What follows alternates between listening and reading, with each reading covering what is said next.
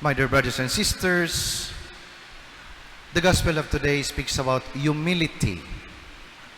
The phrase humility, according to Lewis, is not thinking less of yourself.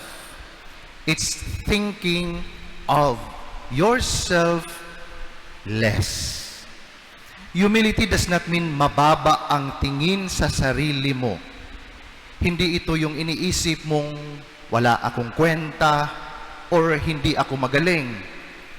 That is a false humility. Kasi kahit doon, nakafocus pa rin tayo sa sarili natin. Humility is not thinking less of yourself, but thinking of yourself less. Ibig sabihin, hindi mo kailangang maliitin ang sarili mo. Sa halip, tanggapin mong ikaw ay mahalaga at may talento. Pero gamitin mo ito para sa Diyos at sa kapwa, hindi lang para sa sarili mo. Sabi nga ni St.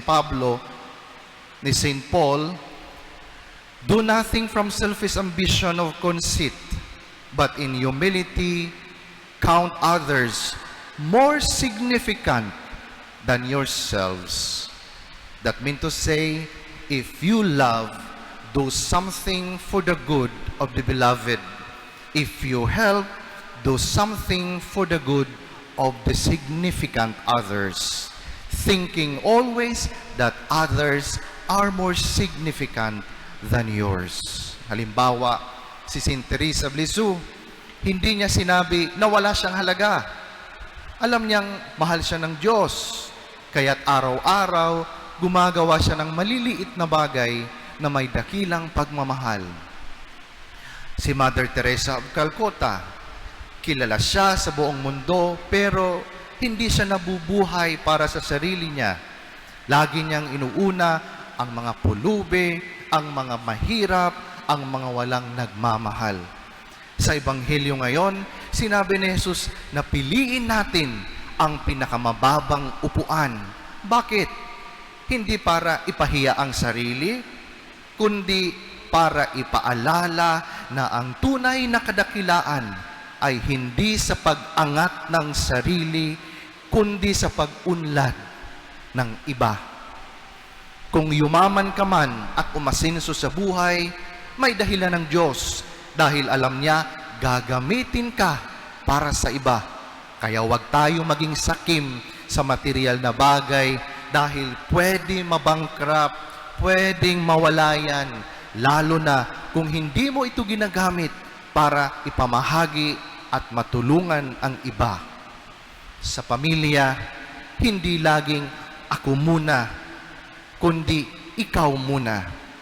Sa trabaho o eskwela, hindi puro ako ang sisikat, kundi paano ako makakatulong.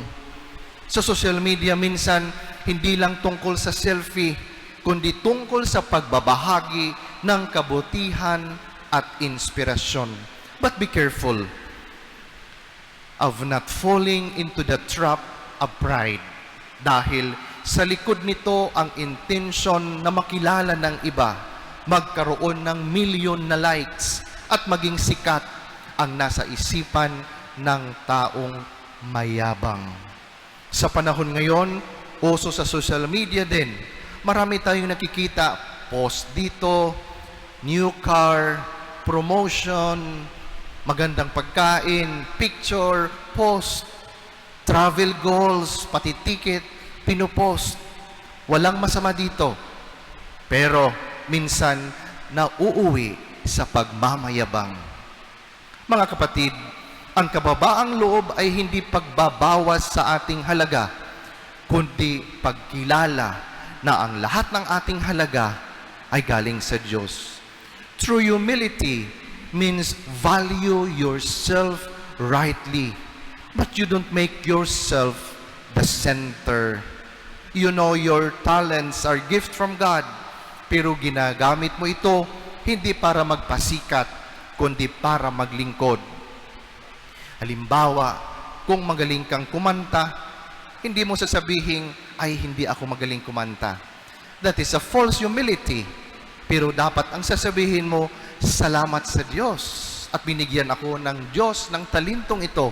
Kaya kakantahin ko ito para sa Kanya at sa iba. Kung successful ka sa trabaho, hindi mo kailangang ipagmalaki. Sa halip, isipin mo, paano ko magagamit ang tagumpay na ito para makatulong sa pamilya, simbahan, o nangangailangan. So, humility is not self-pity or self-rejection.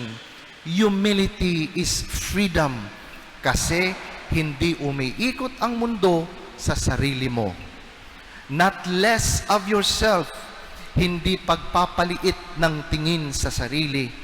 Yourself less, mas inuuna ang Diyos at kapwa sa kaysa sa sariling pride. Humility does not erase your value, it reveals your true value. Kasi kapag nagpakababa tayo, doon nakikita ang ating tunay na gandang bilang anak ng Diyos.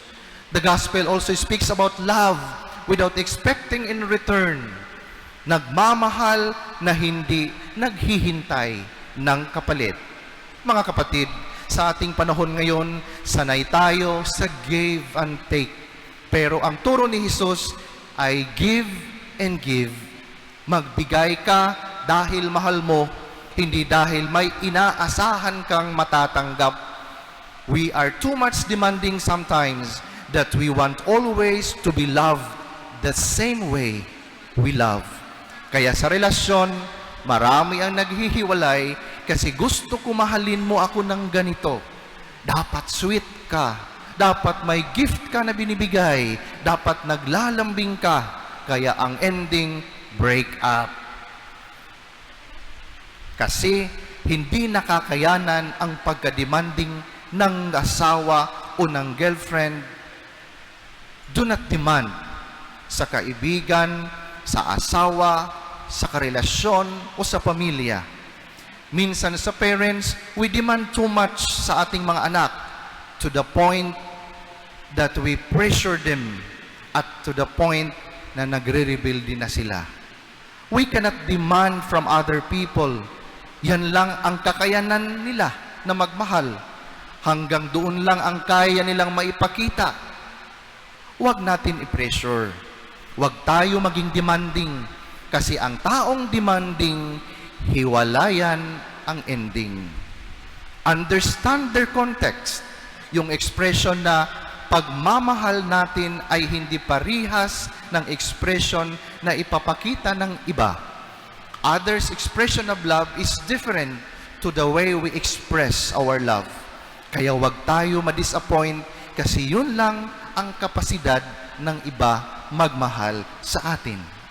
Importante, we give love na ipakita natin ang pagmamahal natin sa kanila ng buo at tapat. Kahit hindi ito nasusuklian ng pagmamahal, love until it hurts. Give a genuine love for others without demanding love in return. Tumulong sa mga nangangailangan na walang hinihintay na kapalit. To our public servants, tumulong nang hindi kailangan natin ang boto dahil iniluklok tayo sa pwesto para magserbisyo. Serve without demanding or asking in return. Mga kapatid, tandaan natin, humility makes room for God to lift us up. Selfless love makes room for God to bless us in eternity. Kung tayo ay magpapakababa at magmamahal ng walang kapalit, hindi man tayo makilala dito sa lupa, tiyak na tayo'y kikilalanin ng langit kapag tayo'y mamatay na. Amen.